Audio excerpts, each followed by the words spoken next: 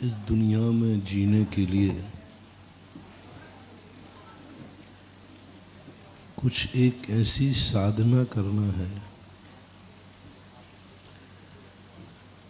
कि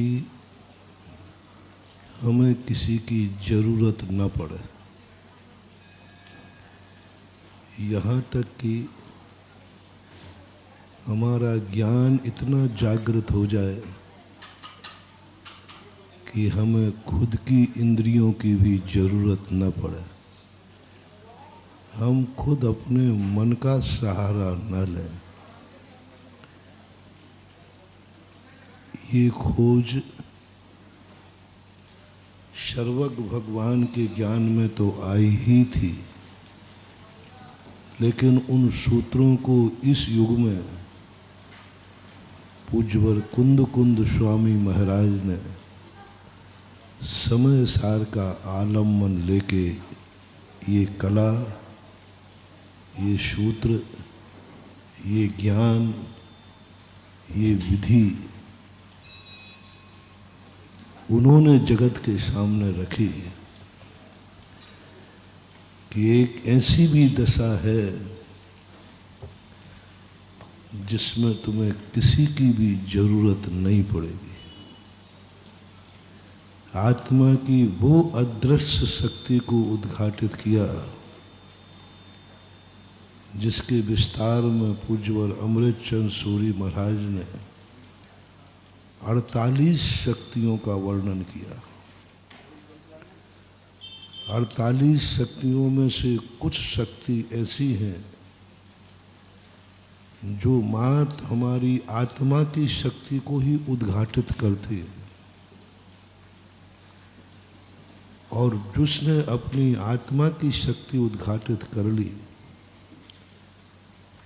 उसके लिए फिर किसी की जरूरत नहीं पड़ती है। आज हर व्यक्ति कहीं ना कहीं से परेशान है, पराधीन है। सुबह उठता है तो फ्रेश स्थान होने के अधीन हो जाता है। उठता है, मुंह धोने के लिए मंजन की आवश्यकता पड़ जाती है। भूख लगती है तो रोटियों के अधीन हो जाता है। प्यास लगती है तो पानी का गुलाम बन जाता है। रहने को चाहिए तो मकान का गुलाम बन जाता है। संरक्षण चाहिए तो परिवार का गुलाम बन जाता है। कुछ पुण्य चाहिए तो भगवान का दास बन जाता है। रास्ता दिखने में नहीं आता तो गुरु के पास दौड़ता है। स्वयं की समस्याएं नहीं सुलझती हैं तो अर्जुन के समान ताश्री के ही शरण में चला जाता है। तो ये सारी की सारी चीजें पराधीन हो जाती। आप थोड़ा डिसेक्शन करना अपनी जिंदगी का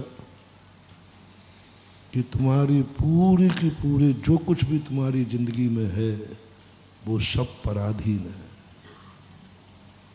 तुम जो कुछ भी अनुभव में कर रहे हो वो अनुभव तुम्हारा नहीं, पराधीन है। हमें अनुभव हो रहा है कि मैं मनुष्य हूँ, बस पराधीन है।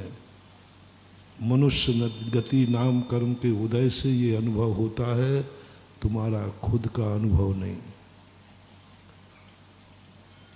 नर नारकादि जितनी पर्याय हैं ये सब औदैक है।